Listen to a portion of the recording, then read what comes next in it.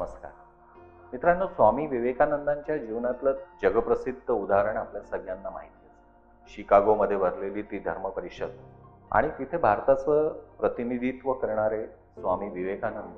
तिथल्या त्या धर्म परिषदेमध्ये सुरुवातीला परवानगी नाकारल्या गेल्यानंतर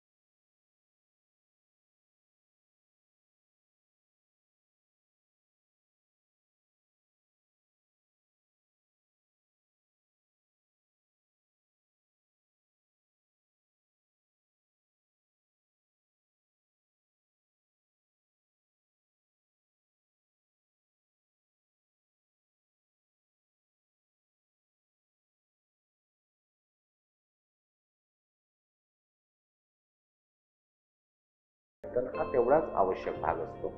कदाचित स्वामी विवेकानंदांनी ते सगळं केलं असेल, तो अभ्यास केला असेल आणि म्हणून त्यांना तो सकारात्मक परिणाम जो आहे तो साधता आला.